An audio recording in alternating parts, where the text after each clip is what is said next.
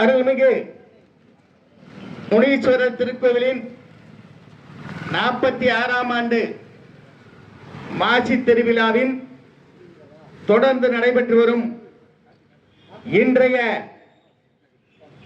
4ஆம் நாள் நிகழ்ச்சிக்கு முனைவர் திருமதி ஞான சண்முகா தேவி வானவில் பண்பலை மதுரை அன்னார் அவர்கள் சக்தி திருத்தலங்கள் என்ற தலைப்பிலே ஆன்மீக சொற்பொழிவாற்ற இசைந்துள்ளார்கள். அன்னாருக்கு விழா குழுவின் சார்பாக மகளிர் அணியினர் பொன்னாடை பற்றி கௌரவிப்பார்கள். அதை நான் வழிபடுகிறேன்.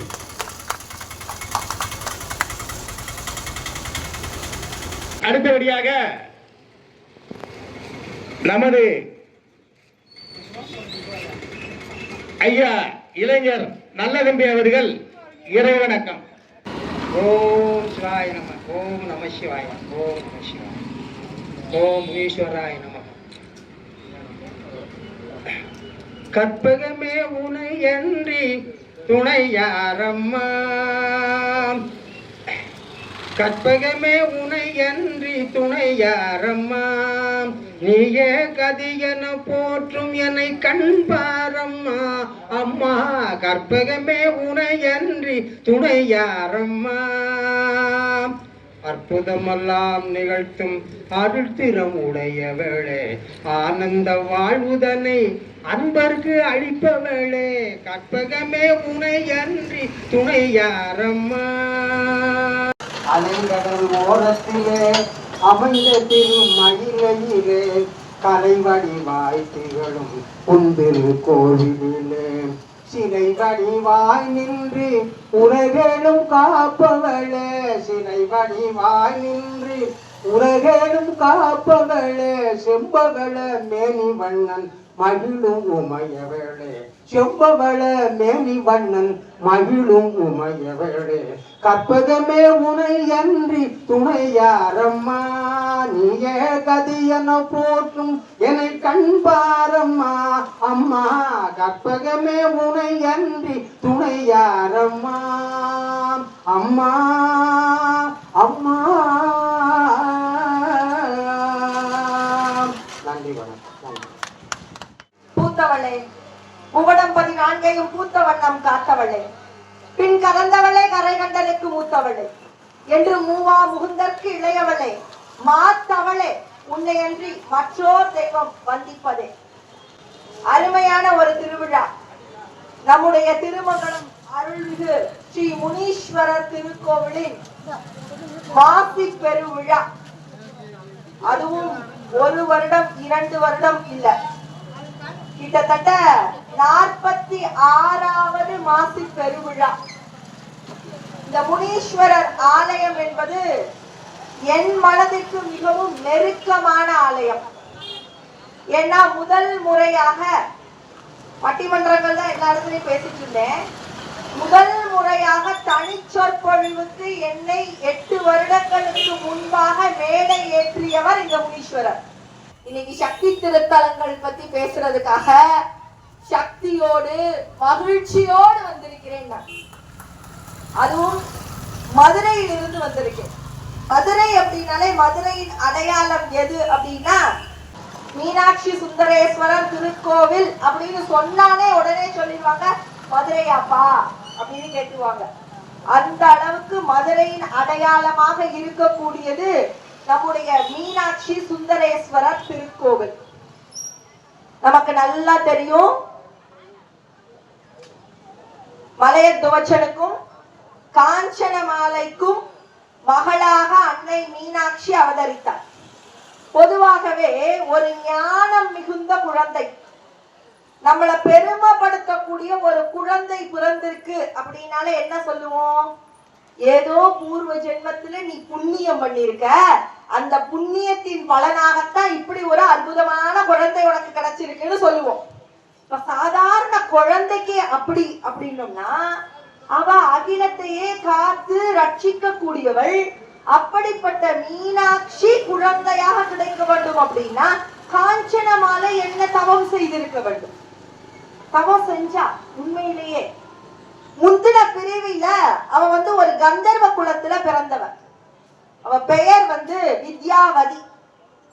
விஸ்வாவசு அப்படின்றவருடைய மகளாக பிறந்திருந்தாள். முன்பிறவியில பிறந்திருந்தாவ அப்பா கிட்ட நேரடியா போய் கேட்டா. அப்பா, அவர் பெரிய பக்தை, அம்பாளுடைய பக்தை, சக்தியின் பக்தை. அப்ப அப்பா கிட்ட போய் கேட்டா, நான் எந்நேரமா அம்பாளை பார்த்துக்கிட்டே இருக்கணும், அம்பாளுக்கு பக்கத்திலேயே இருக்கணும், அம்பாளுடைய பார்வை என் மேல விழுந்துகிட்டே இருக்கணும், நான் அம்பாளுக்கு சேவை செய்துகிட்டே இருக்கணும். இதெல்லாம் நடக்கணும்னா நான் என்னப்பா செய்யணும் அப்படின்னு விஸ்வாவசு கிட்ட கேட்டான். உடனே அவர் சொன்னாரு, இதெல்லாம் நடக்கணும் அப்படின்னா நீ கடுமையான தவம் இருக்கணும், கடுமையான விரதம் இருக்கணும். யார் ஒருவர் கடுமையான விரதங்களை மேற்கொள்கிறார்களோ அவர்களுக்குத்தான் அந்த பாக்கியம் கிட்டும்.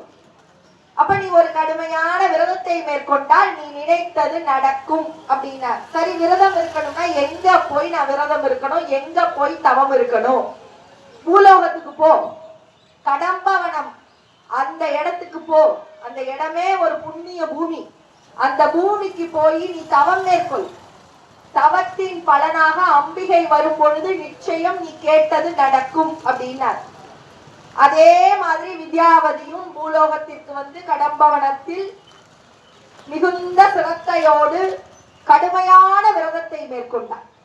அப்படி அவ கடுமையான விரதம் மேற்கொள்ளும் பொழுது மனதார அம்பிகையை நினைத்து கொண்டே இருந்தாள். அதுவும் எப்படி அப்படின்னா, ஒரு 3 வயது குழந்தையாக அம்பிகையை நினைத்து பாவித்து அந்த 3 வயது குழந்தைக்கு சீராட்டி, பாலூட்டி, பாராட்டி, அழகாக ஆடைகள் அணிவித்து, அழகாக தலை சீவி, பூச்சூடி, அழகு பார்ப்பது போல மனதுக்குள் கற்பனை செய்து கொண்டே ஒரு கடுமையான விரதத்தை மேற்கொண்டார். அவளுடைய விரதத்தை பார்த்து மெச்சிய அம்பாள் அவளுக்கு காட்சி கொடுத்தாள். காட்சி கொடுத்தோட வித்யாவதிக்கு அப்படி ஒரு மகிழ்ச்சி. நான் நினைச்ச மாதிரியே வந்துட்டியே அம்பாள் அப்படின்னு சொல்லி அம்பாள் மெய் மறந்து கேட்டா, உனக்கு என்ன வரம் வேண்டும் அப்படி? எனக்கு வேற என்ன வேணும்? உன்னை நான் பார்த்துக்கிட்டே இருக்கணும், உன்னுடைய பார்வை என் மேல பட்டுக்கிட்டே இருக்கணும், நான் உனக்காக சேவைகள் செஞ்சுக்கிட்டே இருக்கணும், இதுதான் என்னுடைய ஆசை. இந்த வரத்தை எனக்காக நீ கொடுத்துரு, இதை தவிர வேற எந்த ஆசையும் எனக்கு இல்லை அப்படின்ட்டா. உடனே அம்பாள் சொன்னா வித்யாவதி கிட்ட, இதுதானே நீ ஆசைப்படுற? நீ என்ன மனதுக்குள்ள 3 வயது குழந்தையாகத்தான கற்பனை பண்ண. அப்படி 3 வயது குழந்தையாக கற்பனை பண்ண உனக்கு அடுத்த பிறவில நான் குழந்தையா கிடப்பேன் அப்படின்ட்டா. அவளுக்கு அவ்வளோ ஒரு மகிழ்ச்சி. வித்யாவதி பெரும் மகிழ்ச்சி அடைந்தாள். அடுத்த பிறவில அம்பாளே எனக்கு குழந்தையா கிடைக்க போறாளா அப்படின்னு அப்படி ஒரு மகிழ்ச்சி. அடுத்த பிறவி என்பதுதான் அவள் சோழ வம்சத்தின் இளவரசியாக காஞ்சன மாலையாக பிறந்தாள். மலையத்துவச்ச பாண்டிய மன்னனுக்கு மனாட்டியாக நம்முடைய மதுரையம்பதிக்கு வந்தா. மலையத்துவச்சனுக்கும் காஞ்சன மாலைக்கும் வெகு நாட்களாக குழந்தைகள் இல்ல. என்ன பண்ணலான்னு கேட்டப்ப எல்லாரும் புத்திர காமேஷ்டி யாகம் செஞ்சா சரியா இருக்கும்னு சொன்னாங்க. புத்திர காமேஷ்டி யாகம் செய்தார்கள். அந்த நெருப்பில் இருந்து 3 வயது குழந்தை ஒன்று வெளியில் வந்தது. குழந்தைய பார்த்தாங்க. பார்த்த உடனே அந்த குழந்தையுடைய கண் மீன்களை போன்று இருந்ததா. கயல் கண்ணி, அதுதான் அங்கையர் கண்ணி. அவருடைய கண்கள் மீன்களை போன்று இருந்ததனால் அங்கையர் கண்ணி அப்படின்னு பெயர் வச்சாங்க. பிறந்த குழந்தை, அந்த நெருப்புல இருந்து வந்த குழந்தை, 3 வயது குழந்தைய வந்தவன பார்த்தா 3 தனங்களோடு இருந்தது. பயந்துட்டாங்க. என்னடா அது, இயற்கைக்கு மாறாக 3 தனங்களோடு குழந்தை இருக்கிறதே, 3 மார்பகங்களோடு எப்படி குழந்தை இருக்கும் அப்படின்னோட பயந்தவன ஒரு அசரீரி கேட்டுச்சு. யாரும் பயப்பட வேணாம், ரொம்ப விசேஷமான குழந்தை இது. எப்பொழுது இவளுக்கான இணையாளை அவன் பார்க்கிறாளோ அப்பொழுது 3வது தனம் மறைந்து விடும், கவலைப்பட வேணான்ட்டாங்க. சடாதகை அவளுடைய பெயரை. தடாதகை அப்படின்னா தடைகளை தகர்க்க கூடியவள். அதனாலதான் தடாதகை. என்ன தடை? இறைவனை நாம் சென்றடைய வேண்டும் என்றால் எதெல்லாம் நமக்கு தடையா இருக்கு? ஆணவம், மாயை, கண்மம், அழுக்காறு, அவா, வெகுளி, இன்னாச்சொல், இந்த மாதிரி பல தடைகள் நமக்கு இருக்கு இல்லையா? அந்த தடைகளை எல்லாம் தகர்த்து இறைவனை சென்றடைவதற்குரிய வழிவகையை செய்யக்கூடியவள் என்பதனால் அன்னை மீனாட்சியின் பெயர் தடாதகை பிராட்டி. இன்னைக்கும் கூட பாத்தீங்கன்னா நம்முடைய மதுரையில் இப்ப அடுத்த மாதம் திருவிழா நடக்கும். இப்ப மாசி பெருவிழா. இப்ப அடுத்த மாதம் பாத்தீங்கன்னா சித்திரை திருவிழா ரொம்ப கோலாகலமாக நடைபெறும். எல்லாருமே வந்து பார்த்திருப்போம். திருமங்கலத்தில் இருந்திருந்தாலும் கூட மதுரைக்கு நிச்சயமாக வந்து பார்த்திருப்பீங்க. நம்முடைய மதுரை ஆலயத்தில் சொக்கநாதருக்கு நேர் எதிரிலேயே ஒரு வாசல் இருக்கிறதா? அம்பாளுக்கு எதிரிலும் வாசல் இருக்கிறது. அப்ப சொக்கநாதர் நினைச்சா அவருக்கு நேரா இருக்கிற கோபுரம் வழியாவே வெளியில வரலாம் தானே, வீதி உலாக்களுக்கு வரும் பொழுது. ஆனா என்றுமே இறைவன் அந்த பாதையில் வரவே மாட்டார். அம்பாளின் சந்நிதிக்கு வந்து அதுக்கு நேரா இருக்க கோபுரம் வழியாகத்தான் வீதி உலாவிற்கு மக்களை பார்க்க வருவார். அப்படின்னா என்ன? நான் நேரடியா உனக்கு அருள் பாலிக்க மாட்டேன், அம்மாவுடைய துணை இருந்தாதான் உனக்கு அந்த அருள் கிடைக்கும். அதனால அம்மா இருக்கிற வாசல் வழியாதான் நானே வெளியில வந்து உனக்கு காட்சி கொடுப்பேன்னு இறைவன் இன்றும் அம்பன் சன்னதிக்கு எதிரே இருக்கக்கூடிய அந்த கோபுரம் வழியாகத்தான் வந்து கொண்டிருக்கிறார். அப்படின்னா இறைவனை நாம் சென்றடைவதற்கு நமக்கு இருக்கக்கூடிய தடைகள் அனைத்தையும் உடைக்கக்கூடியவள் யார் என்றால் அது நிச்சயமாக சக்தி தேவி தான். அந்த சக்தி தேவியின் அம்சமாக இருந்தவள் தான் அன்னை மீனாட்சி தடாதகை பிராட்டி அங்கையர் கண்ணி அகிலாண்ட கோடி பிரம்மாண்ட நாயகி. அந்த அன்னை மீனாட்சி ஓடி விளையாண்ட பகுதி அந்த மதுரை என்பது. நம்முடைய குமரகுருவரர் மீனாட்சி பிள்ளை தமிழ்ல அழகா வர்ணிச்சிருப்பார். மீனாட்சி எப்படியெல்லாம் அந்த மதுரையில ஓடி விளையாண்டா, எப்படியெல்லாம் மகிழ்ச்சியாக வளர்ந்தாள் அப்படின்னு சொல்லி பல பாடல்கள்ல வர்ணிச்சுக்கிட்டே இருப்பார். அதுல ஒரு கற்பனை காட்சியை மட்டும் நான் சொல்றேன். அன்னை மீனாட்சி அவளுடைய தோழிகளோடு ஒரு 5-6 பேரை கூட்டிட்டு வைகை ஆத்துக்கு குளிக்க போறான். குளிக்க போன இடத்துல ஒரு தோழி சொன்னாலாம், மீனாட்சி உனக்கு விஷயம் தெரியுமா? முன்னொரு காலத்துல இதே வைகை ஆத்துலதான் பெருசா வெள்ளம் வந்துச்சு. வெள்ளம் வந்தப்ப வீட்டுக்கு ஒருத்தர் வந்து கரை அடைக்கணும்னு சொல்லிட்டாங்க. வந்தின்னு ஒரு கிழவி இருந்தா, அந்த கிழவி வீட்டுல யாருமே இல்ல. அந்த கிழவிக்கு பிரதியா நான் வந்து அடைக்கிறேன்னு சொல்லி கைலாயத்துல இருந்து சிவபெருமான் கீழே இறங்கி வந்து அந்த வந்தி கிழவிக்கு பதிலா அவ போய் மண்ணை எடுத்து கரையை அடைச்சாரு. அதுக்கு அடியெல்லாம் வாங்கியிருக்காரு தெரியுமா? பிட்டுக்கு மனுஷன் வந்து பிரம்படி வெட்டவர் தெரியுமா அவரு அப்படின்னு சொல்லி ஒரு தோழி சொல்லிட்டா. மீனாட்சிக்கு ஒரே அழுக வந்துருச்சு. ஐயோ என்னெல்லாம் கஷ்டப்பட்டிருக்காரு சிவபெருமான், பாவம் இல்லையா அப்படின்னு நினைச்சா அழுகுறா. எல்லாரும் கேட்கிறாங்க, எதுக்கு அழுகுற எதுக்கு அழுகுற, இது எப்பயோ நடந்த விஷயம் தானே, அதுக்கு எதுக்கு நீ அழுகுற? இல்ல இல்ல மண்ணை தலையில வச்சு சுமந்திருப்பாரு, அப்ப தலையெல்லாம் வலிச்சிருந்திருக்கும். கூடையில மண்ணு சுமக்கிறப்ப கையில பிடிச்சிருந்திருப்பாரு, அப்ப கையெல்லாம் நோவெடுத்திருக்கும். நடந்தே போயிருப்பாரு மண்ணை தூக்கிட்டு, அப்ப காலெல்லாம் வலிச்சிருந்திருக்கும். பிறப்படி வேற பட்டிருக்காருன்னு சொல்ற, அப்ப உடம்பெல்லாம் வலிச்சிருக்குமே, சிவபெருமானுக்கு எவ்வளவு வலி எடுத்திருக்கும். அதை நினைச்சே எனக்கு அழுக தாங்கவே முடியல. அழுதுகிட்டே இருக்கான், நிப்பாட்டவே மாட்டா. உடனே அதுக்கு பக்கத்துல இருந்த இன்னொரு தோழி சொன்னாலாம், ஏய் மீனாட்சி, விஷயம் என்னன்னு நான் கண்டுபிடிச்சிட்டேன். நீ ஒன்னும் சிவபெருமானுக்கு அப்ப வலிச்சிருக்குமேன்னு நினைச்ச அழுத மாதிரி தெரியல. ஏதோ இப்ப நீ அழுதுகிட்டே இருக்க. உன்னோட கண்ணீரு இந்த ஆத்துல கலந்து திருப்பி வெள்ளமா மாறணும். அந்த வெள்ளத்துக்கு கரையடைக்கிறதுக்கு திருப்பி சிவபெருமான் கீழே இறங்கி வந்தா நீ இங்க இருந்தபடியே சிவனை பார்த்துடலான்றதுக்காக தானே இப்படி ஒரு திட்டம் போட்டிருக்க அப்படின்னா இன்னொரு தோழி சொன்ன உடனே மீனாட்சிக்கு ஒரே வெக்கமா போச்சு. எல்லாருக்கிட்ட நினைச்சா ஒரு வெக்கம் வரும் பாத்தீங்களா? அதே மாதிரி வெக்கமா போச்சு. என்னடா அது இப்படி சொல்லிட்டாங்களே நம்மள அப்படின்னு சொல்லி உடனே இன்னொரு தோழி சொல்றா, ஏ அவளுடைய திட்டம் இது இல்ல, அவ வேற ஒரு திட்டம் போட்டிருந்திருப்பா, உனக்கு புரியலையா? அவர்தான் தன்னோட தலை மேல கங்கைன்னு ஒருத்திய வச்சிருக்கான. இவருக்கோ சிவபெருமான பிடிக்கும், சிவபெருமானோ தலை மேல கங்கைய வச்சிருக்காரு. அப்ப மண்ணை சுமக்கிறப்ப கங்கையை அமுக்கும்ல, அப்ப கங்கை ஓடிடுவாள.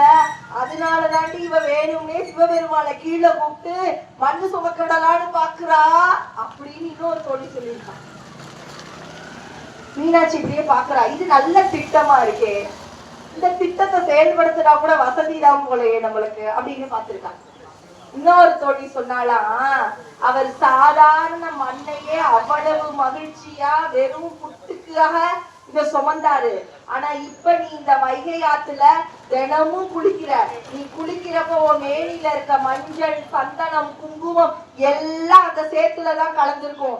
இப்ப அந்த மண்ணே வாசம் மிகுந்த மண்ணாக இருக்கிறது, மனம் வீசக்கூடிய மண்ணாக இருக்கிறது.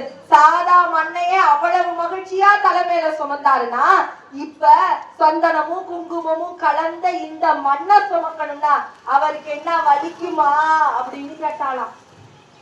ரொம்ப மகிழ்ச்சி மீனாட்சிக்கு இதை கேட்டோன்னு. இப்படி நாளொரு மேனியாக பொழுதொரு வண்ணமாக மாசரு பொன்னாக வளர்ந்தவள் அன்னை மீனாட்சி. அவள் கால்பட்ட ஸ்தலம் என்றால் அது மதுரை. மதுரை என்பது மிகுந்த புண்ணியம் வாய்ந்த ஸ்தலம். ஏன் அப்படின்னோம்னா, அன்னை மீனாட்சி ஆட்சி செய்த ஸ்தலம். அன்னை மீனாட்சி திருமணம் முடிகிற வரைக்கும் ஆட்சி செஞ்சா. திருமணம் முடிஞ்ச உடனே சுந்தரேஸ்வரர் ஆட்சிக்கு வந்துட்டார். சுந்தரேஸ்வரருடைய ஆட்சி அப்படின்றது அவங்களுடைய அவதார நோக்கம் நிறைவடைந்து கைலாயத்திற்கு செல்லும் பொழுது அடுத்தபடியாக அவங்களுடைய புதல்வன் உக்கிரபாண்டியனுக்கு அந்த ஆட்சியை கொடுத்துட்டு போயிட்டாங்க.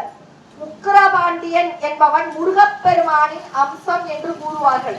அப்படியானா அன்னை மீனாட்சி, அப்பன் சுந்தரேஸ்வரர், அவங்களுடைய புதல்வன் முருகப்பெருமானின் அம்சத்தில் இருந்த உக்கிரபாண்டியன் என்று ஒரு குடும்பமே ஆட்சி செய்த ஸ்தலம் என்றால், ஒரே ஸ்தலம் என்றால் அது நிச்சயமாக நம்முடைய மதுரை என்பதுதான்.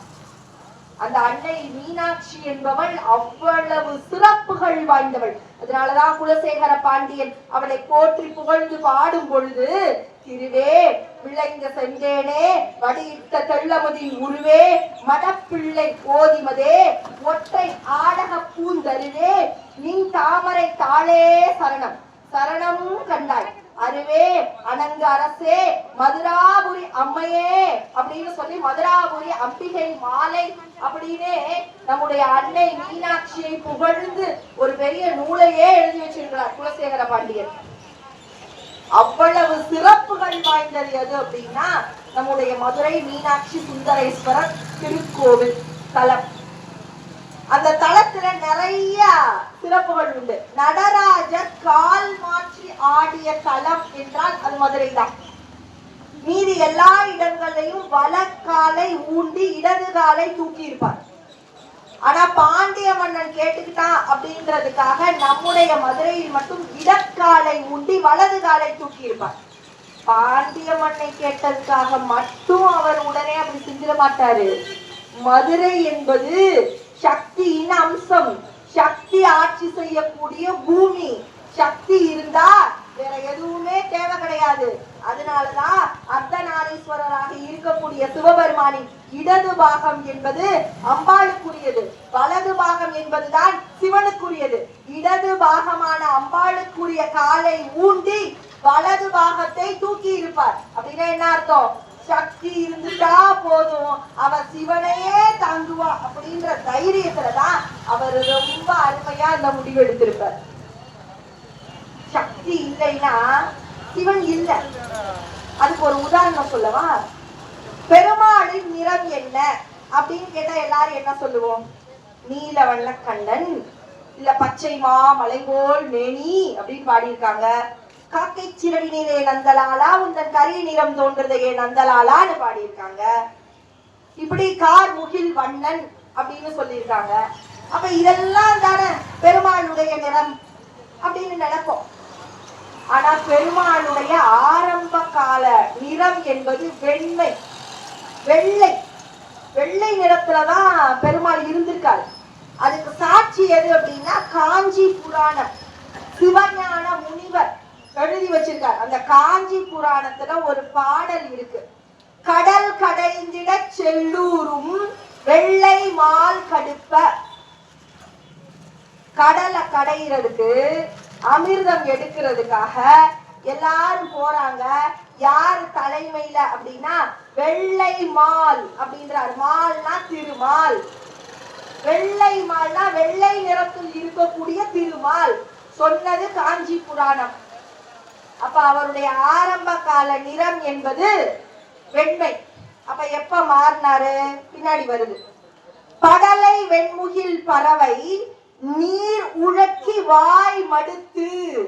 அதாவது வெண்மையான மேகம் இருக்கு இல்லையா, அந்த வெள்ளை மேகமானது நீர் ஆவியா போய் அந்த மேகத்தை தொட்டோன்னா அந்த வெண்மேகம் எப்படி ஆயிடும்? கருமேகமாக மாறிவிடும். இன்னைக்கு பாத்தீங்கன்னா மதுரையில இருந்து நான் கிளம்பும் பொழுதே வானத்தை பார்த்தா ஒரு மாதிரி இருட்டாதான் இருந்துச்சு. அது எப்பயுமே இருட்டாவேவா இருக்கு? கிடையாது. வெள்ளை நிறத்துலதான் இருக்கும். ஆனா இங்க அதுல கடல்ல இருந்து ஆவி போய், நீர் ஆவிகள் போய் அந்த வெள்ளை நிறமான மேகத்தில் பட்டவுடன் அது கருமேகமாக ஆகிவிடுது, மழை பொழியுது. அதே மாதிரி அந்த உவமையை போட்டுட்டு அடுத்து சொல்றாரு, விடம் எழுந்தன நீண்ட அம்மாயனை விழைய உடல் கருத்து. அந்த கடலை கடைஞ்சாங்க இல்லையா, அந்த கடைஞ்சதுல இருந்து ஒரு விஷம் வந்துச்சு. கடலை கடையும் பொழுது ஒரு விஷம் வந்துச்சு. வாசிகி பாம்பத்தான் கயிறா வச்சு கடைஞ்சாங்க. மேரு மலைய மத்தாக்கி வாசிகின்ற பாம்பை அதுல கட்டி, ஒரு பக்கம் தலை பக்கம் வந்து ஒரு பேரும், வாய் பக்கம் இன்னொருத்தரும், தேவர்களும் இன்னும் அசுரர்களும், ரெண்டு பேரும் ஆளுக்கு ஒவ்வொரு பக்கம் நின்று வாசிகி பாம்பை அப்படியே இழுத்து இழுத்து கடலை கடைஞ்சாங்க. கடையிறப்ப வலி தாங்க முடியாம வாசி பாம்பு விஷத்தை கக்குச்சு. கடலை கடைஞ்சதுனால ஏற்கனவே அங்க இருந்து ஒரு விஷம் புறப்பட்டுச்சு. அப்ப கடல்ல இருந்து கண்ட விஷமும் வாசிகி பாம்போட விஷம், ரெண்டு விஷமும் ஒன்னா சேர்ந்து ஆழகால விஷமாக மாறிவிட்டது. அந்த ஆழகால விஷம் வெள்ளையா இருக்க திருமால் மேல பட்ட உடனே திருமால் கருப்பா போயிட்டாங்க.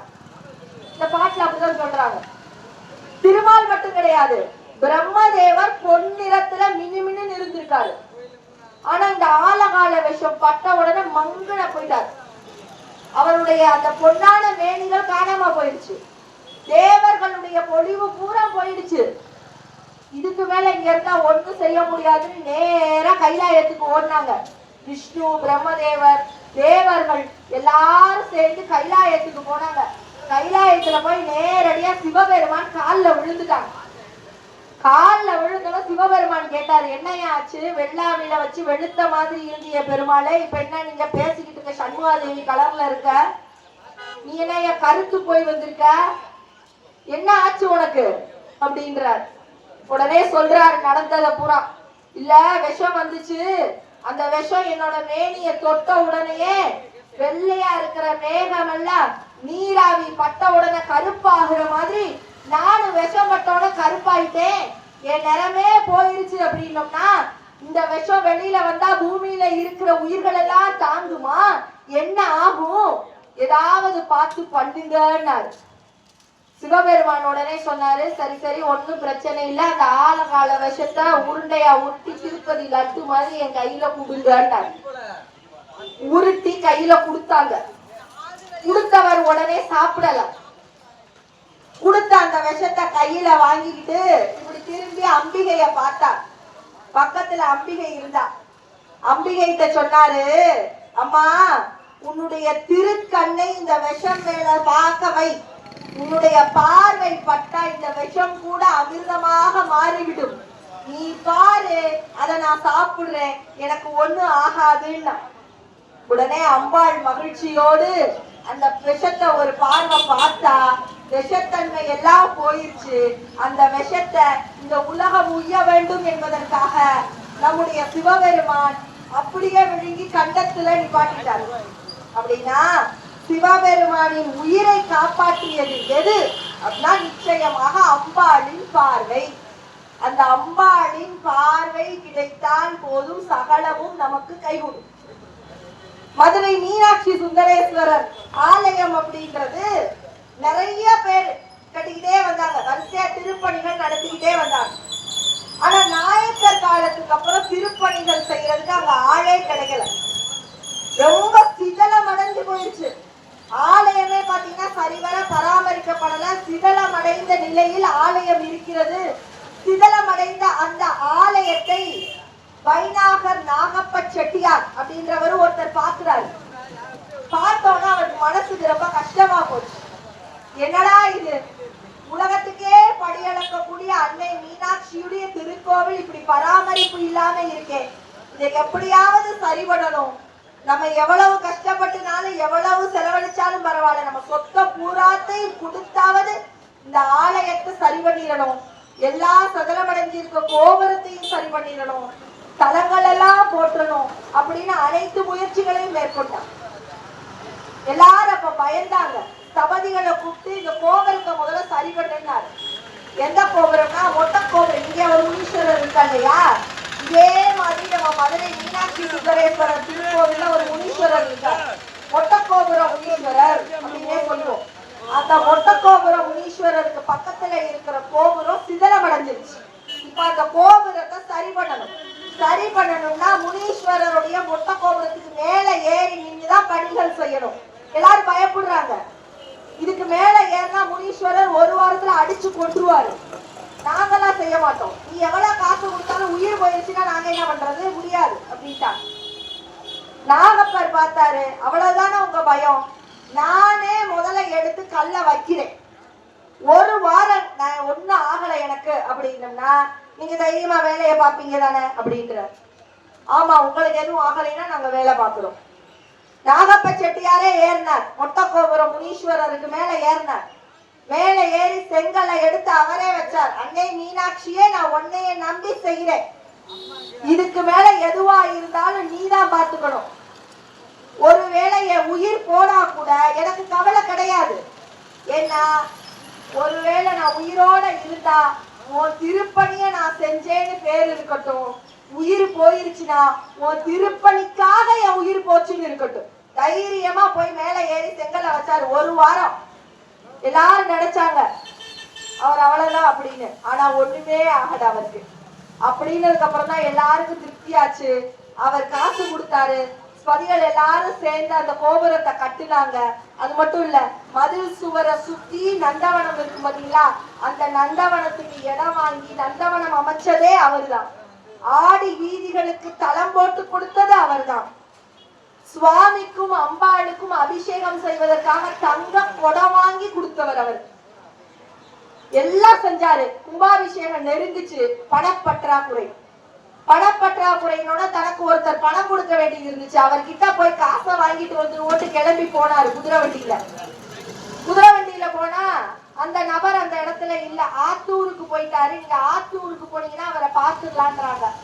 ஆத்தூர் எங்க இருக்கு அப்படின்னம்னா நம்முடைய திருச்செந்தூருக்கு முன்னாடி இருக்கு. தாமிரபரணி ஆற்றின் கரையோரத்தில் அமைந்திருக்கக்கூடிய ஒரு அழகான பகுதி ஆத்தூர். அந்த ஆத்தூருக்கு போறாரு.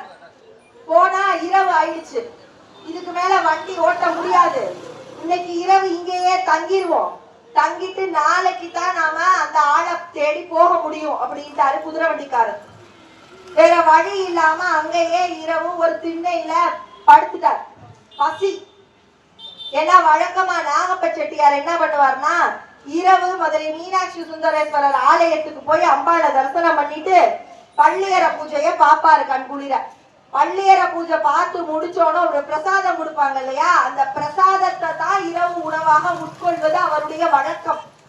ஆனா இப்ப எங்க இருக்கிறாரு, ஆத்தூர்ல இருக்கிறாரு. இப்பவே நம்ம எனக்கு கடவன் வழி குலதெய்வ கோவில் ஆத்தூர்ல தான் இருக்கு. இங்க இருந்து நாங்க போகணும் அப்படின்னோம்னா 3.5 மணி நேரம் ஆகும். இப்ப போக்குவரத்து வசதி அருமையாக இருக்கு, சாலை வசதிகள் அருமையாக இருக்கு. இப்பவே 3.5 மணி நேரம்னா அந்த காலத்துல வசதியே இல்ல. குதிரை வண்டியில அங்க இருந்து வரணும்னா ஒரு நாள் பொழுது பூரா போயிடும். அப்ப ஒரு நாள் ஆகும் திரும்பி அவர் போறதுக்கு. அப்ப இரவு உணவுக்கு வேற வழியே கிடையாது, பட்டினி தான். பசியோட அன்னை மீனாட்சியே சரணம் அப்படின்னு சொல்லிட்டு படுத்துட்டார். திண்ணையில ஆத்தூர்ல ஒரு கை வந்து அவரை தட்டி எழுப்புது. எழுப்புனோட நிமிந்து பாக்குறாரு. சின்னஞ்சிறு பெண் குழந்தை பச்சை உடை உடுத்தி அழகாக அலங்கரித்து கையில ஒரு வெள்ளி தாம்பாளம். என்னடா தாம்பாளம்னு பார்த்தா நம்முடைய மீனாட்சி சுந்தரேஸ்வரர் கோயில் தாம்பாளம். அந்த தாம்பாளத்துல பிரசாதத்தோட ஒரு சின்ன பொண்ணு வந்து அவர் கையில கொடுத்துட்டு போயிட்டா. இவருக்கு மகிழ்ச்சி. ஏன்னா தாம்பாளம் கோயில் தாம்பாளம். அப்ப இது இங்க வந்திருக்கு அப்படின்னா அதுவும் அர்த்தஜாம பூஜை முடிஞ்சு 2வது நிமிஷம் இங்க வந்திருக்கு அப்படின்னா அது அம்பாள் தாங்களா எனக்காக கொண்டு வந்திருக்காளோ அப்படி ஒரு மகிழ்ச்சி. இனிமே யாரையும் நான் தேடி போய் காசு வாங்க மாட்டேன். அன்னை மீனாட்சியே எல்லாத்தையும் பார்த்துக்குவா. மீனாட்சி இருக்கிற இடத்துலதான் நானும் வாழ்வேன். அன்றையிலிருந்து எந்த ஒரு காரணமாக இருந்தாலும் மதுரையை தாண்டாதவர் நாகப்ப செட்டியார் அவர்கள். அவருடைய தலைமையில தான் அப்படி அழகாக பல திருப்பணிகள் செய்யப்பட்டது. அப்ப அன்னையாக இருந்து அவருக்கு மட்டும் அவ சாப்பாடு போட்டதில்லை. ஏராளமான அறங்களை வளர்த்தவள் நம்முடைய சக்தி தேவி. ஐயன் அளந்தபடி 2 நாழி கொண்டு அண்டமெல்லாம் உய்ய அறம் செய்யும் உனையும் போற்று. ஒருவர் தம்பால் செய்ய பசும் தமிழ் பாமாலையும் கொண்டு சென்று பொய்யும் மெய்யும் இயம்ப வைத்தாய் இதுவோ உந்தன் மெய்யருளே அப்படின்னு அபிராமி பட்டர் பாடியிருப்பார். அபிராமி பட்டர் பாடின அந்த 2 நாழி அப்படின்றது என்ன? ஐயன் எதுக்கு 2 நாழி கொடுத்தாரு? ஒரு முறை கைலாயத்துல சிவபெருமான் அமர்ந்திருந்த பொழுது பின்னாடி இருந்து பார்வதி தேவி இப்படி கண்ணை மூடிட்டான். ஒரு நொடி பொழுது உலகமே இருண்டு விட்டது, ஸ்தம்பித்து போயிடுச்சு. அவன் அசைந்தால் அசையும் உலகம் எல்லாம். அவன் வந்து அசையலைன்னா உலகம் ஸ்தம்பித்து போயிடும். உலகமே ஸ்தம்பித்து போயிடுச்சு. உலக உயிர்கள் எல்லாம் துன்பப்பட்டு கொண்டு இருக்கிறதுனோட உடனே நெற்றி கண்ணை திறந்து சிவபெருமான் காப்பாத்திட்டாரு உலகத்தை. இருந்தாலும் அந்த ஒரு கணம் உயிர்கள் ஒன்னாலதான துன்பப்பட்டுச்சு. அதுக்கு ஒரு பரிகாரம் வேணும்ல. அதனால நீ பூலோகத்துக்கு போய் நான் 2 நாழி நெல்லு கொடுக்குறேன். 2 நாழின்னா நம்ம வீட்டுல எல்லாம் படி இருக்கும் இல்லையா, அது மாதிரி ஒரு அளவு. நம்ம வீட்டுல எல்லாம் 1 படி அரிசி 2 படி அரிசின்னு சொல்லுவோம் இல்லையா, அது மாதிரி அளவு எடுக்கிறது தான் அந்த நாழி அப்படின்னு வந்து சொல்லுவோம். அப்படி 2 நாழி நெல் கொடுக்குறேன். அந்த நெல்லை எடுத்துக்கிட்டு நீ பூலோகத்துக்கு போ. அறம் வளர்த்தவளாக பூலோகத்திலேயே இருந்தார். அந்த 2 நாழி நெல்லை எடுத்துக்கிட்டு நம்ம காஞ்சிபுரத்துக்கு வந்தா நம்முடைய அன்னை மீனாட்சி காஞ்சி தலத்துல கம்பை ஆற்றின் கரையில லிங்கம் வைத்து பூஜைகள் செய்தார். பூஜை செய்த அந்த 2 நாழி நெல்லை வச்சு 32 அறங்களை வழுவாது வளர்த்தவள் நம்முடைய சக்தி தேவி. காஞ்சிபுரத்துல காஞ்சி காமாட்சியாக விட்டு இருக்கிறார். அங்க அவளுடைய பெயர் காமாட்சி. ஆனா அறம் வளர்த்த நாயகியாகவே ஒரு ஸ்தலத்தில் இருக்கிறார். எங்க அப்படின்னா நம்முடைய திருவையாறு தர்ம சம்வர்தினியாக அறம் வளர்த்த நாயகியாக காட்சி கொடுக்கக்கூடிய ஸ்தலம் திருவையாறு அப்படின்றது. ரொம்ப பிரசித்தி பெற்ற ஒரு ஆலயம். நம்முடைய இசை வல்லுநர்களுக்கு மிகவும் நெருக்கமான ஆலயம் அப்படின்னா திருவையாறு தான். தியாகராஜ கீர்த்தனைகள் எல்லாரும் ஒன்று கூடி பாடக்கூடிய ஒரு ஸ்தலம். அந்த ஸ்தலத்துல சிவபெருமான் ஒரு முறை அவருக்கு அவரே பூஜை செய்திருக்கிறார். எப்படி அப்படின்னா சிவாச்சாரியார் ஒருத்தர் இருந்திருக்கார். அவர் காசி யாத்திரைக்காக போயிட்டாரு போல. போனவர் காசி யாத்திரை முடிச்சு திரும்பி வர்றதுக்கு நாடி ஆயிடுச்சு, நேரம் ஆயிடுச்சுன்னு. ஆனா இங்க பூஜை எல்லாம் நடக்கணும்ல, எல்லாரும் காத்துட்டு இருக்காங்க. உடனே என்ன பண்ணாரு சிவபெருமான், அவரே சிவாச்சாரியார் மாதிரி வந்து அவருக்கு அவரே பூஜை செய்த இடம் திருவையாறு. மதுரையிலேயும் இப்படி ஒரு இடம் இருக்கு. சிவனே சிவனுக்கு பூஜை செய்த ஸ்தலம். இம்மையிலும் நன்மை தருவார் திருக்கோவில். இன்னைக்காவது மதுரைக்கு வந்தீங்கன்னா நிச்சயமா போங்க. இம்மையிலும் நன்மை தருவார் திருக்கோவில்ல சிவபெருமான் சிவனையே வழிபட்ட ஸ்தலம். அப்படிப்பட்ட ஒரு ஸ்தலம் தான் திருவையாறு. திருவையாறுல நந்தி பகவான் இருக்கார் இல்லையா, 7 கோடி முறை ருத்ர ஜபம் செய்து இறைவனாலேயே தீர்த்தமானம் பெற்ற ஸ்தலமும் அதுதான். நந்தி தேவருக்கு திருமணம் முடிந்த ஸ்தலமும் அதுதான். சுயம் பிரகாசை அவளுடன் நந்தி பகவானுக்கு திருமணத்தை இறைவனே முடித்து வைத்தார். அப்படிப்பட்ட ஒரு புனிதமான ஸ்தலம். அந்த ஸ்தலத்துல தை அமாவாசையை ஒட்டி ஒரு நிகழ்வு மிக விமர்சையாக நடக்கும். என்ன நிகழ்வு அப்படின்னா, திருநாவுக்கரசருக்கு கைலாயத்துக்கு போய் சிவபெருமானை பார்க்கணும்னு ஒரு ஆசை வந்துச்சு. யாத்திரையாக கைலாயத்துக்கு போறார். ஆனா வயது மூப்பின் காரணமாக அவர்னால நடக்க முடியல. நாவுக்கரசர்னால நடக்க முடியாம அப்படியே தள்ளாடி தள்ளாடி போய்கிட்டு இருக்கார். இறைவன் அவருடைய மன உறுதியை சோதிக்க நினைத்து ஒரு முனிவர் வேஷத்துல வந்து, நீ எல்லாம் போய் கைலாயத்துக்கு போக முடியாது, நீ இப்ப போறத பார்த்தோன்னா நீ கைலாயத்துக்கு போறதுக்கு முன்னாடி உயிர் போயிரும் போல, பேசாம ஊரை பக்கம் திரும்பி போ, கைலாயத்துக்குலாம் போனது வெட்டி ஆசைப்பட்டுக்கிட்டு இருக்காதுன்னு அவர் சொன்னாரு. நான் பார்த்தா கைலாயத்தை நிச்சயமா பார்க்கணும் சிவபெருமான.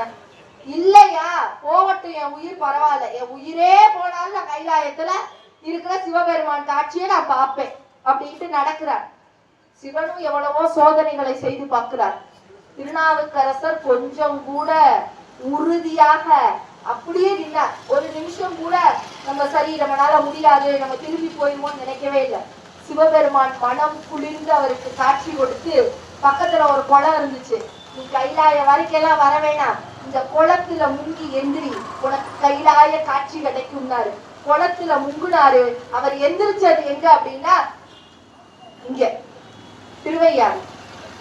திருவையாறுல எந்திரிச்சார். எந்திரிச்சு பார்த்தாரு. கைலாய காட்சியை திருநாவுக்கரசர் அந்த ஸ்தலத்துல கொடுத்தார். நடந்த நாள் வந்து தை அமாவாசை நாள். அதனால இன்னைக்கும் தை அமாவாசையின் பொழுது திருவையாறுல கைலாய காட்சி கொடுத்த நிகழ்வு அப்படின்னு சொல்லி மிக பிரம்மாண்டமா நடக்கும். அங்க அம்பாள் எப்படி இருக்கான்னு பார்க்கணும் இல்லையா? இது சக்தி திருத்தலங்கள் தானே. என்னடா திருவையாறுனா சிவனுக்குரிய ஸ்தலம் தானே அப்படின்னு நினைப்போம். ஆனா அம்பாள் அங்க எப்படி தெரியுமா இருக்கா? பெருமாளின் அம்சத்தோடு காட்சி கொடுக்கிறார். கையில் சங்கு சக்கரம் வைத்திருக்கிறாள் அம்பாள். அப்பர் அதனாலதான் பாடும் பொழுதே சொல்லியிருப்பாரு, எரியலால் உருவம் இல்லை, ஏறு அலால் ஏறல் இல்லை, கரியலால் போர்வை இல்லை, காண்தகு சோதியார்க்கு பிரியிலா அமரர் கூடி பெருந்தகை பிரான் என்று ஏத்தும் அறியலால் தேவி இல்லை ஐயன் ஐயாரனாருக்கே அப்படின்னு பாடியிருப்பார். வேற ஒண்ணும் இல்ல. அவர் என்ன சொல்றாரு, இந்த ஐயாரப்பனுக்கு திருவையாறுல இருக்க சிவபெருமானுக்கு உருவம் எல்லாம் இல்லையா, நீ நெருப்புடா, உனக்கு உருவம் எல்லாம் கிடையாது, உனக்கு வேற எந்த வாகனமும் கிடையாது, உனக்கு விடைதான் வாகனம், நீ எப்பயுமே ரிஷப வாகனத்துல மட்டும்தான் வருவ, உனக்கு வேற போர்வை எல்லாம் கிடையாது, ஏன்னா நீ யானையுடைய தோலைய உரிச்சு போர்வையா போத்தி கொள்ள முடியவன், அப்படிப்பட்டவனுக்கு தேவி கிடையாதுடா, திருமால் தாண்டா உனக்கு தேவி, அறியலால் தேவி இல்லை அப்படின்னார். ஏன்னா அங்க அம்பாள் நம்முடைய திருமாலின் ரூபமாக அம்சமாக சங்கு சக்கரம் தாங்கியவளாக காட்சி கொடுக்கிறார். இன்னைக்கும் திருவையாறுல வெள்ளிக்கிழமை எப்படி பெருமாள் கோவில்ல மகாலட்சுமி புறப்பாடாகி நம்முடைய பெருமாளின் சன்னிதானத்திற்கு போவாளோ, அதே மாதிரி திருவையாறுல வெள்ளிக்கிழமை மகாலட்சுமி புறப்பாடாகி நேரா அம்பாளுடைய சன்னிதானத்துக்கு போவா. ஏன்னா அம்பாள் தான் அங்க பெருமாள் தான் அம்பாள். வருஷம் முழுக்க பெருமாளா இருக்கிறாளா திருவையாறுல தர்மசம்பர்த்தினி, வருஷத்துக்கு ஒரு நாள் மட்டும் பெருமாளா ஒரு அம்பாள் காட்சி கொடுத்துக்கிட்டு இருக்கா. அவ யாரு அப்படின்னா திரிபுர சுந்தரி. எங்க இருக்கா அப்படின்னோம்னா நம்முடைய கும்பகோணம் பக்கத்துல திருக்கோடிக்காவல் அப்படின்னு ஒரு ஸ்தலம். திருக்கோடிக்காவல் அப்படின்ற ஸ்தலத்துல வருஷத்துக்கு ஒரு நாள் மட்டும் அம்பாள் வெங்கடாச்சலபதியா காட்சி கொடுப்பாள். அது என்ன கதை? திருக்கோடிக்காவல் அப்படின்றதே ரொம்ப பிரசித்தி பெற்ற ஸ்தலம். அது பேர்லயே இருக்கு, ஒண்ணும் இல்ல. துர்வாச முனிவருக்கு என்னன்னா பிடி ஓம் சாபம் அப்படின்னு சொல்லி யாருக்கெல்லாம் அவருக்கு சாபம் கொடுக்க பிடிக்குதோ எல்லாருக்கும் கொடுத்துட்டு போயிட்டே இருப்பாரு.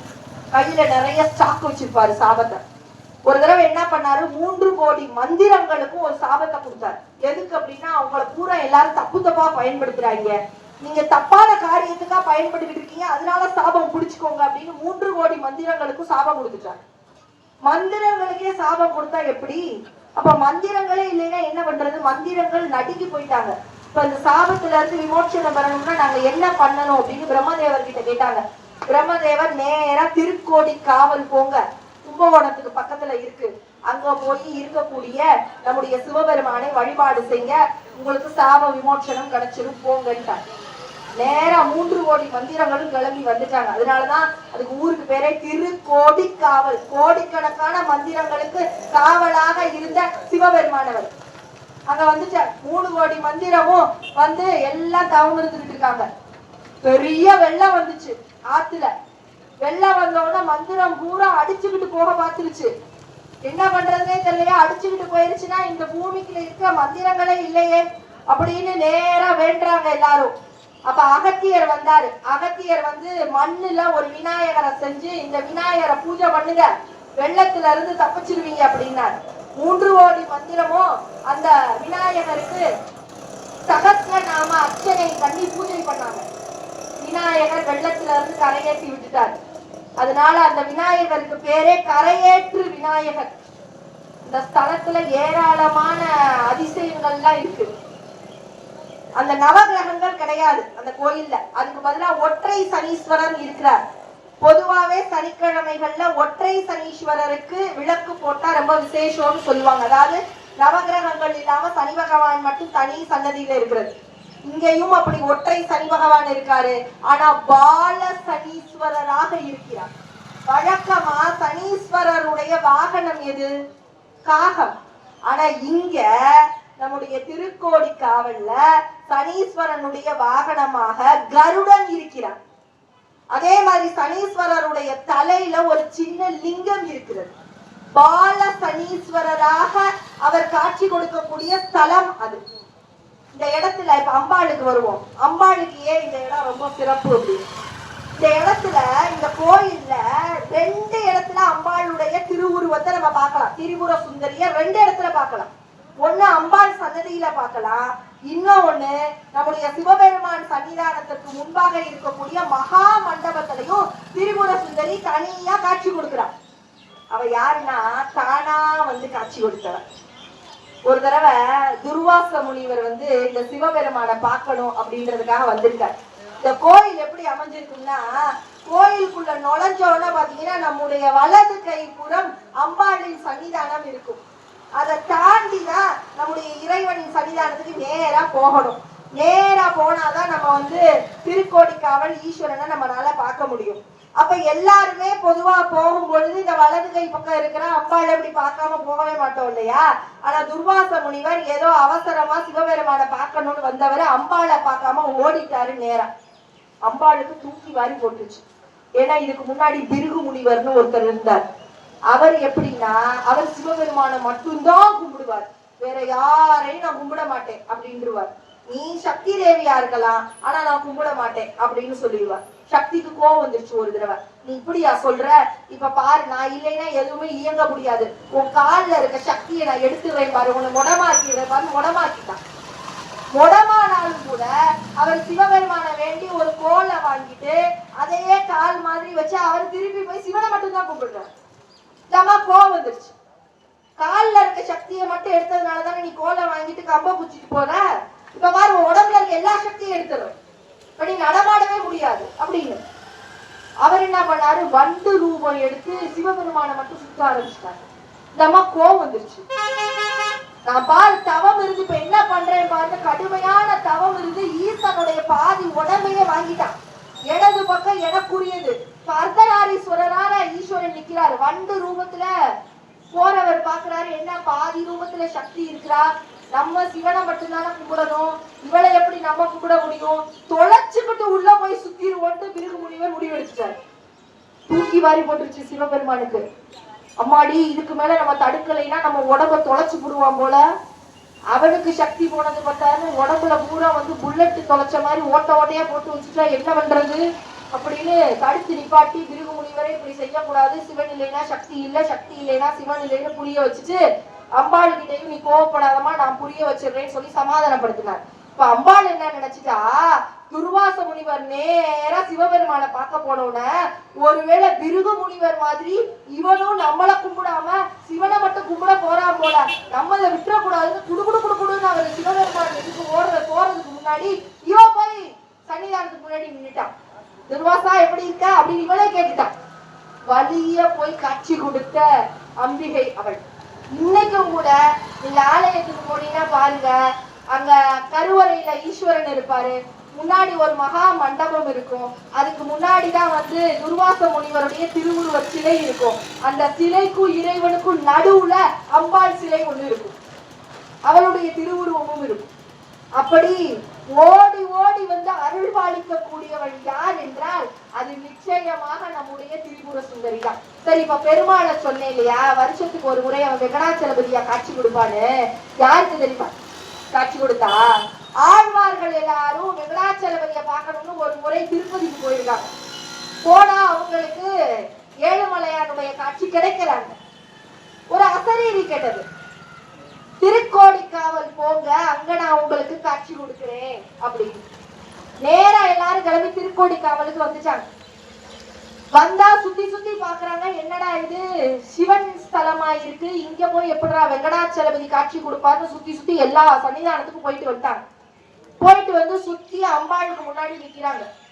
என்னடா பெருமாளே இது சோதனை, இங்கதானே காட்சி கொடுக்குறேன்னு சொன்ன, ஆனா இங்க சுத்தி சுத்தி பார்த்துட்டோம், இங்க வெங்கடாச்சலபதி திருவுருவமே இல்லையே, எங்களுக்கு எங்க காட்சி கொடுக்க போறோம்னு நினைச்சுக்கிட்டு இருக்கப்பவே அம்பாள் கையில இருக்க அங்குசமும் பாசமும் சங்கும் சக்கரமுமாக மாறி அம்பாளே வெங்கடாச்சலபதியாக காட்சி கொடுத்தாளாம். இன்னைக்கும் அந்த நிகழ்வை சொல்லணும் அப்படின்றதுக்காக வருடத்தில் ஒரு முறை புரட்டாசி மாதத்தில் வரக்கூடிய ஒரு சனிக்கிழமை அங்க இருக்கக்கூடிய திரிபுர சுந்தரியை வெங்கடாச்சலபதியாகவே அலங்கரிக்கிறார். அந்த அளவுக்கு அவள் ஓடி ஓடி யாருக்கு எப்படி காட்சி கொடுக்கணுமோ அப்படி காட்சி கொடுக்கிறார். ஆழ்வார்கள் ஆசைப்பட்டது வெங்கடாச்சலபதி ரூபம், அதனால அந்த ரூபத்துல காட்சி கொடுத்தார். யார் யாருக்கு எந்தெந்த ரூபம் மனசுக்கு ரொம்ப பிடிக்குமோ அந்தந்த உருவத்துல காட்சி கொடுக்கக்கூடியவங்க சக்தி தேவி. ராமலிங்க அடிகளார் இருந்தாரு, சின்ன பிள்ளையா இருந்த பொழுதே அவருடைய தந்தை இறந்து விட்டார். அதனால அம்மா சபாபதி அண்ணனுடைய வளர்ப்புலதான் வளர்ந்தாரு. அண்ணன் சென்னையில 7 கிணறு பகுதிக்கு வந்துட்டதுனால அவரும் அதே பகுதியில தங்கிட்டார். சின்ன வயசுலயே பள்ளிக்கூடம் போறதுல அவருக்கு நாட்டம் இல்ல. நம்ம வீட்லயே ஒரு பிள்ளை படிக்கலைன்னா அப்பா உடனே சொல்லுவாரு, படிக்கவே இல்லை அவனுக்கு எதுக்கு சோறு போடுற அப்படிங்குவாரு. அதே மாதிரி அண்ணனும் சொல்லிட்டாரு, இவன் தான் பள்ளிக்கூடமே போகல, இவனுக்கு இனிமே சோறு போடாத, ராமலிங்கத்துக்கு இனிமே சோறு போடாத அப்படின்னு சொல்லி அவருடைய மனைவி கிட்ட சொல்லிட்டார். ஆனா அந்த அம்மா ரொம்ப நல்ல அம்மா. கணவருக்கு தெரியாம ராமலிங்கத்துக்கு எப்படியாவது ஒருவேளை சோறாவது போட்டுறணும் அப்படின்னு அவருக்கு தெரியாம கதவை திறந்து சோத்த கொடுத்துருவான். இவரு எப்ப பார்த்தாலும் கோயிலா போய் சாமியை கும்பிட்டுட்டு அண்ணி போடுற சாப்பாடை சாப்பிட்டுட்டு அவர் வாட்டு நாள் ஒரு மேனி பொழுதொரு வண்ணமாக வளர்ந்து வந்தார். ஒரு முறை திருவொற்றியூரில் இருக்கக்கூடிய வடிவுடைய அம்பாளை தரிசனம் பண்ண போனவர் மெய் மறந்து அந்த சன்னிதானத்துக்கு முன்னாடியே உட்காந்துட்டு யோக நிலையிலே அமர்ந்துச்சார். ரொம்ப நேரம் ஆயிடுச்சு, கண்ணை திறந்து பாக்குறாரு, இரவு இருட்டிருச்சு. இருட்டுனால என்னடா இவ்வளவு நேரம் ஆயிடுச்சு அப்படின்னு ஓடுறாரு வீட்டுக்கு ஓடுனா கதவெல்லாம் சாத்திட்டாங்க, அண்ணி தூங்கிட்டாங்க போல, வேற வழி இல்லை அப்படின்னு பசியோடு திண்ணையில படுத்தார். கொஞ்ச நேரத்துல அவங்க அண்ணி எழுப்புனாங்க, ராமலிங்கம் எந்திரியா, பசிக்கும்னா சாப்பிட்டு தூங்கு அப்படின்னு சாப்பாடை கொடுத்தாங்க. திருப்தியா சாப்பிட்டுட்டு படுத்துட்டாரு. இன்னும் கொஞ்ச நேரம் கழிச்சு திருப்பி அண்ணி எழுப்புனாங்க, என்னடா ராமலிங்கம் சாப்பிடாம படுத்துச்ச, சாப்பிட்டுட்டு படு அப்படின்னாங்க. அவருக்கு தூக்கி வாரி போட்டுருச்சு. கொஞ்ச நேரத்துக்கு முன்னாடி தானே நீங்க சாப்பாடு கொடுத்தீங்க, இப்ப திருப்பி சாப்பாடு கொடுக்குறீங்க. நான் எங்கடா இங்க பாரு எடுத்து வச்ச சாப்பாடு கூட அப்படியே இருக்குது, உனக்காதான்டா எடுத்துட்டு எந்திரிச்சு சாப்பிடுன்னாரு. அப்பதான் தெரிஞ்சது அவருக்கு, வந்தவள் வடிவுடைய அம்பாள் அண்ணியின் ரூபத்தில் நம்முடைய பசியை ஆற்றி இருக்கிறார். பசியை மட்டும் அவ போக்கல, ஞானத்தையும் தந்திருக்கிறார்.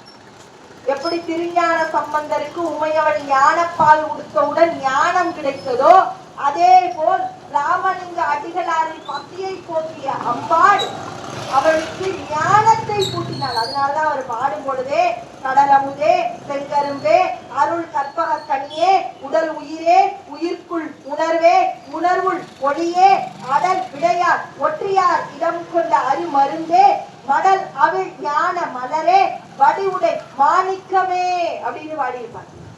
அந்த அளவிற்கு பல அற்புதங்களை நிகழ்த்தக்கூடியவர். ஒரே ஒரு நாள் அம்பாள் ராமலிங்க அடிகளாருடைய பசியை போக்கினார், ஞானத்தை தந்தார். அதன் விளைவாக வள்ளலார் அணையாத அடுப்பை ஏற்படுத்தி இந்த உலக பசிகளையே போக்கணும்னு முற்பட்டவர். அப்படிப்பட்ட ஞானத்தை கொடுத்தவள் அம்பாள். அந்த ஸ்தலம் என்பதே திருவொற்றியூர் ஸ்தலம் என்பது ஞான சக்தியாக இருக்கக்கூடிய அம்பிகை, வடிவுடைய அம்பாள். அப்ப ஞான சக்தினா மொத்தம் 3 சக்திகள் இருக்கு இல்லையா? இச்சா சக்தி, ஞான சக்தி, கிரியா சக்தி. அப்ப ஞான சக்தி வடிவுடைய அம்பாள் அப்படின்னோம்னா அப்ப யார் இச்சா சக்தி இருக்கா? ஒருத்தி திருவுடை அம்மன். சென்னையில மீஞ்சூர் அப்படின்னு ஒரு இடம் இருக்கு, அது பக்கத்துல மேலூர் அப்படின்னு ஒரு சின்ன ஊர். அந்த ஊர்ல அது ஒரு சுகந்த வனமாக இருந்தது ஆரம்ப கட்டத்துல. அந்த வனத்துல தினந்தோறும் ஒரு பசு ஒரு புதர்ல தானா பாலை சொரியும்.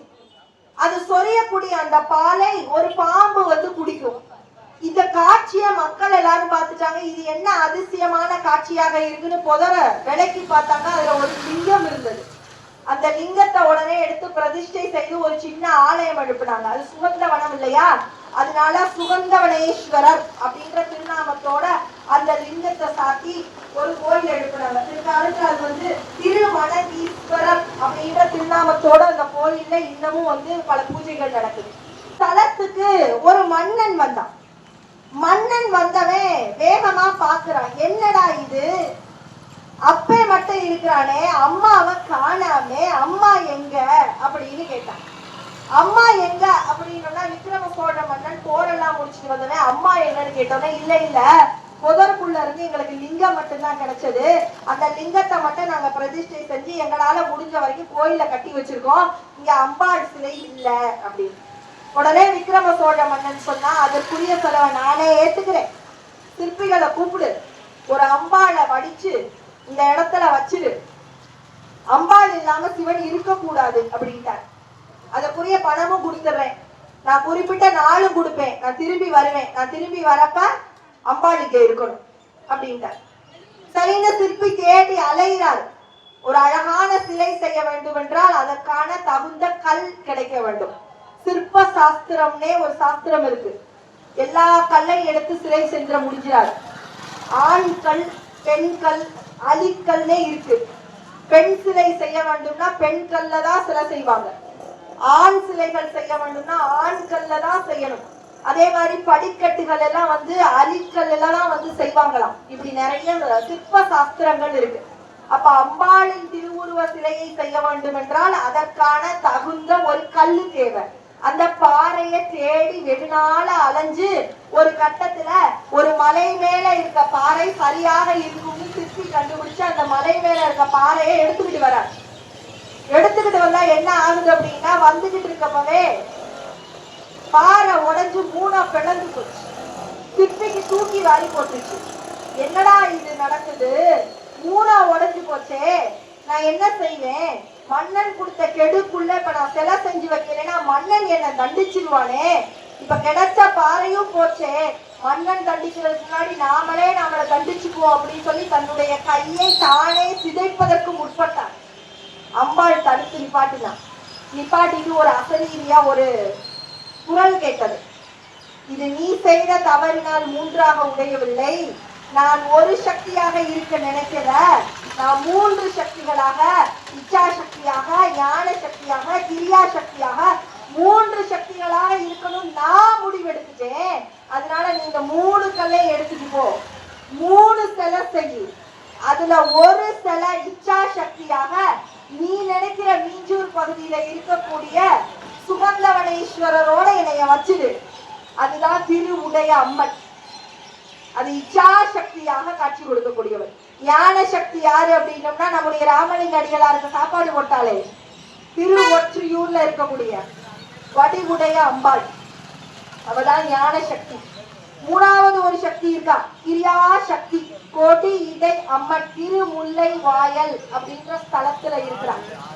இந்த அம்பாளை நினைச்சு பாடும் பொழுதே சொல்லுவாங்க, பெருமையும் தாழ்மையும் இல்லாது வாழும் பெரியவர்தம் இருமையை யான் கண்டவர் பணி செய்ய அருள் புரியின் எருமை கடாவின் வரு நமன் செய்யும் இடர் அகற்றி இருமையும் வாழ்குவன் முல்லையில் நின்ற இறை அவளே அப்படின்னு பாடுவாங்க.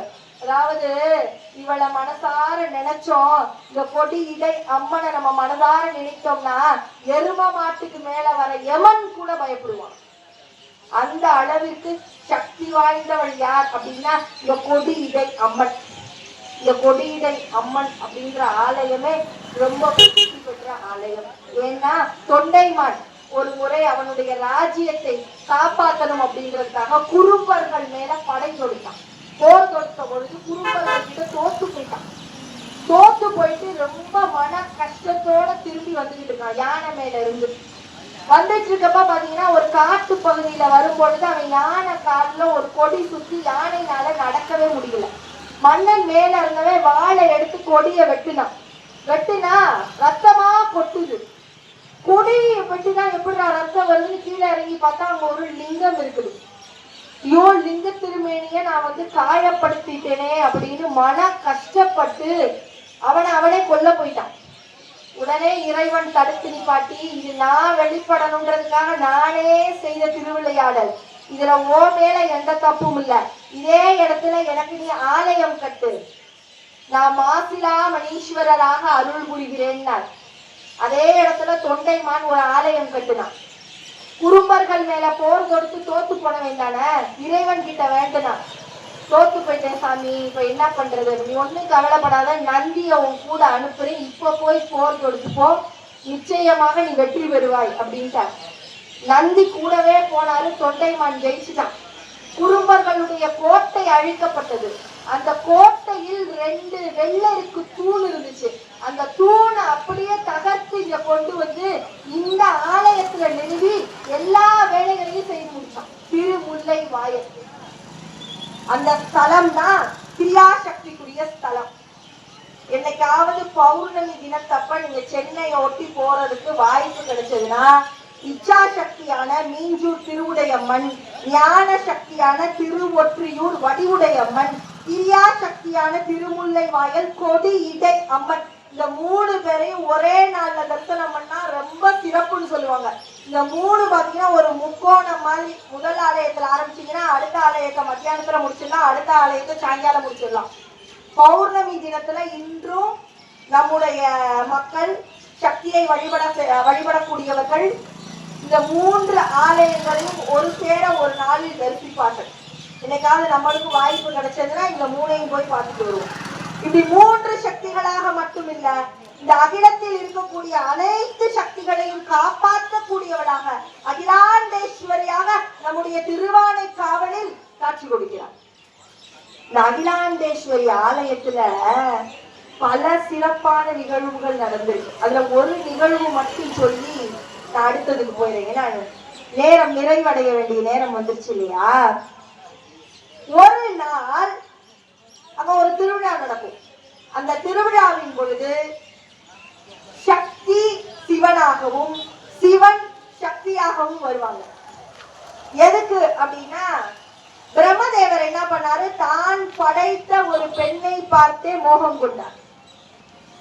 தான் படைத்த பெண் என்பவள் மகளுக்கு சமானம். ஆனா மகளை பார்த்தே மோகம் கொண்டு விட்டார்.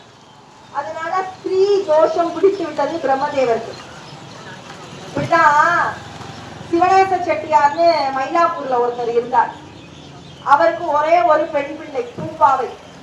அந்த பெண் பிள்ளைய திருஞான சம்பந்தருக்கு திருமணம் முடித்து வைக்கணும்னு அவருக்கு ரொம்ப ஆசை. அதனால திருஞான சம்பந்தர் தீண்டுவதற்காகவே தன்னுடைய பெண் பிள்ளையை பார்த்து பார்த்து வளர்த்து வந்தார். ஆனா என்ன நடந்துச்சு அப்படின்னா, திருஞான சம்பந்தர் அந்த ஊருக்கு வந்து அந்த பெண்ணை பாக்குறதுக்கு முன்னாடியே பாம்பு தீடி அந்த பெண் இறந்து போயிட்டான். இறந்து போனதுனால எல்லா காரியத்தையும் செஞ்சு முடிச்சுட்டு சாம்பலையும் எலும்பையும் எடுத்து ஒரு குளத்துக்குள்ள பத்திரமா வச்சிருந்தாரு அவங்க அப்பா. இன்னைக்கு என்னைக்காவது ஒரு நாள் திருஞான சம்பந்தர் இந்த ஊருக்கு வருவாரு. வர அவர் கையில இதை கொடுத்து, இவளை உங்களுக்காகவே வளர்த்தேன், ஆனா அரவம் தீடி இறந்து போயிட்டான்னு சொல்லணும்னு சொல்லி பத்திரமா வச்சிருந்தாரு. அதே மாதிரி ஞான சம்பந்தன் வந்தாரு, கொடுத்தாரு. பார்த்தோன்னு அவர் பதிகத்தை பாடினாரு இறைவனை நினைச்சு. எலும்பு சாம்பலுமா இருந்த அந்த குடத்தில் இருந்தவளுக்கு உயிர் பெற்று பெண்ணாக வந்தாள். இந்த பெண்ணை உங்களுக்காக தான் நான் வந்து வளர்த்தேன், அதனால நீங்களே திருமணம் முடிச்சுக்கோங்கன்னு அப்பா சொன்னாரு. திருஞான சம்பந்தர் சொன்னாரு, இந்த பெண்ணுக்கு முதல் முறையா உயிர் கொடுத்தவன் நீங்க அப்பானா, 2வது தடவையா உயிர் கொடுத்தது நான். அப்ப நானும் இந்த குழந்தைக்கு அப்பா தானே, அப்பா எப்படியா மகளை கல்யாணம் முடிக்க முடியும்னு திருஞான சம்பந்தர் மறுத்தார். ஆனா பிரம்மதேவர் என்ன செஞ்சாரு, தானே படைச்ச ஒரு பெண் பிள்ளை மேல ஆசைப்பட்டு அந்த பொண்ணை போய் பார்த்தார். ஸ்திரீ தோஷம் முடிச்சிருச்சு. தோஷம் முடிச்சிருச்சுன்னோட எங்கேயாவது போய் பரிகாரம் தேடணும். பரிகாரம் எங்க போய் தேட அப்படின்னா திருவானைக்காவலுக்கு போன்ட்டாங்க. திருவானைக்காவலுக்கு நேரா வந்து ஜம்புகேஸ்வரரை வழிபாடு செய்யறார். அகிலாண்டேஸ்வரி மனம் இறங்கிட்டா. பாவம் பிரம்மதேவர் ஏதோ தெரியாம பண்ணிட்டாரு, தப்புதான், அதனால ஒரு தடவை மன்னிச்சு விட்டுருவோம் அப்படின்னு ஜம்புகேஸ்வரர் கிட்ட ரெக்கமெண்டேஷன் பண்றான் அகிலாண்டேஸ்வரி. ஜம்புகேஸ்வரர் சொன்னாரு, பிரம்மதேவன் சாதாரணமானவே இல்ல, அவன் படைச்ச பெண் பிள்ளையவே பார்த்து ஆசைப்பட்டவன். நீயோ அழகு பதுமையாக இந்த உலகத்தை காத்து ரட்சிக்கக்கூடிய அம்பிகையாக பிரகாச முகத்தோடு இருக்க.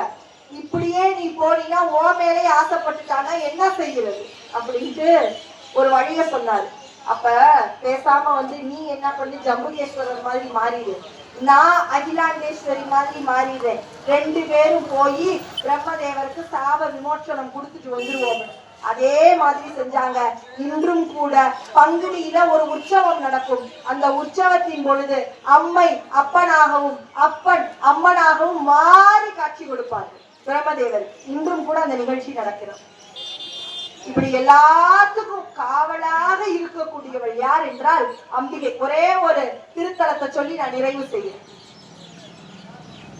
பராந்தகன் அப்படின்னு ஒரு சோழ மன்னன் இருந்தான், நல்லாட்சி புரிந்து வந்தான். அதே ஊர்ல சாரமா முனிவர் அப்படின்னு சொல்லி ஒரு முனிவர் இருந்தார். அவர் ஒரு நந்தவனம் அமைத்து அந்த நந்தவனத்தில் கிடைக்கக்கூடிய புஷ்பங்களை எடுத்து அவருக்கு மனதிற்கு நெருக்கமான தாயுமான சுவாமிகளுக்கு படைத்து வழிபடுவது அவருடைய வழக்கம்.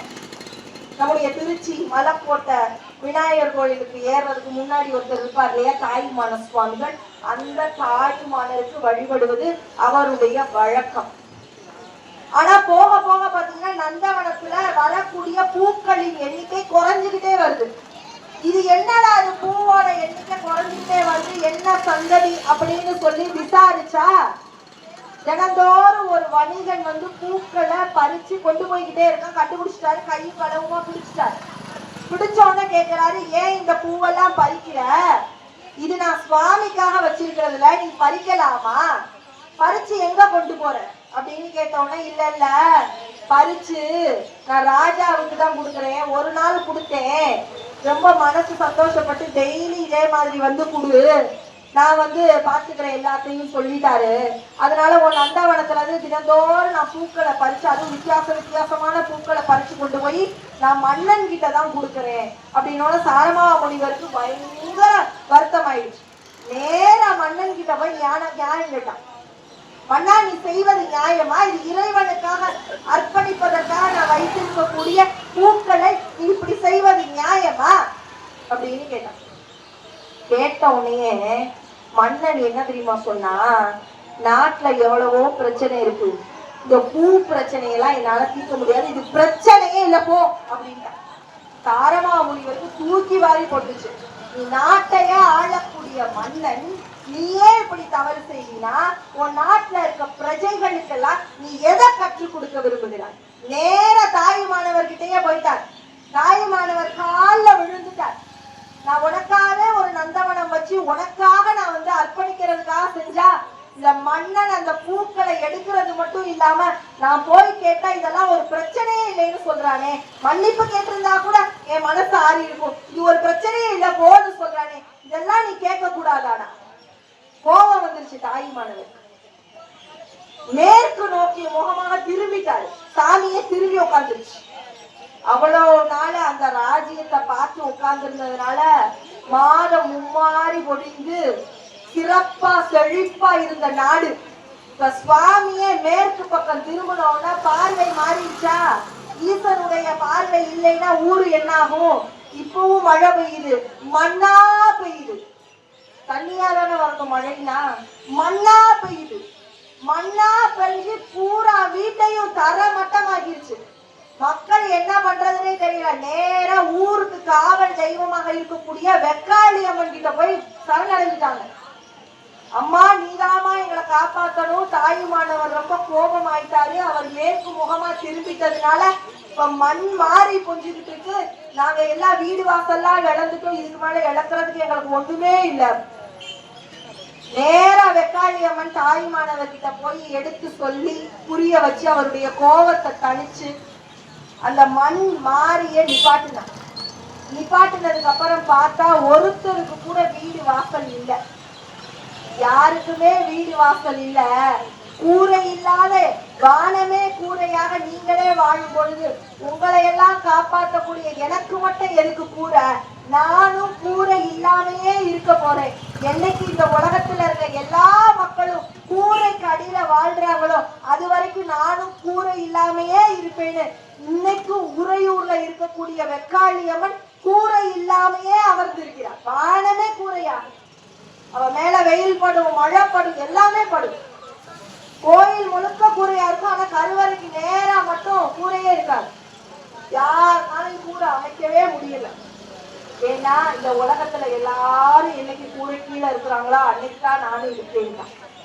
அப்படி நம்மளுக்கு எல்லா இடங்களிலும் மீனாட்சி, காமாட்சி, பகவதி, அபிதபுஜ நாயகி, சிவகாம சுந்தரி, கனகாம்பிகை, வேத நாயகி, மாணிக்கவல்லி, வேல் நெடுங்கண்ணி, மங்களேஸ்வரி, சிவலோக நாயகி, அபிராமி, அருந்தவ நாயகி, சத்குணாம்பிகை, ஒப்பில்லா நாயகி, பாலாம்பிகை, ஆவுடை நாயகி, சுகந்த குண்டலாம்பாள், அலங்கார வள்ளி, சொன்னாம்பிகை, வண்டார் குழலி, ஜெகன் நாயகி, கர்ப்ப ரக்ஷாம்பிகை, வனமுலை நாயகி, உண்ணாமுலை, தேனார் மொழி அம்மை, மாதுமை நாயகி, பொற்கொடி அம்மை, ஞானாம்பிகை, சூளிகாம்பாள், அழகேஸ்வரி, கண்டமார் பூங்குழலி, சாந்த நாயகி, அழகு நாச்சியார், மிருது பாத நாயகி, திரு மடந்தை அம்மை, மைமேவு கண்ணி, மனோன்மணி அம்மை, மேகலாம்பிகை, பட்ச நாயகி, ஸ்ரீ லலிதாம்பிகை, சுந்தர குசாம்பிகை, மதுர பாஷினி,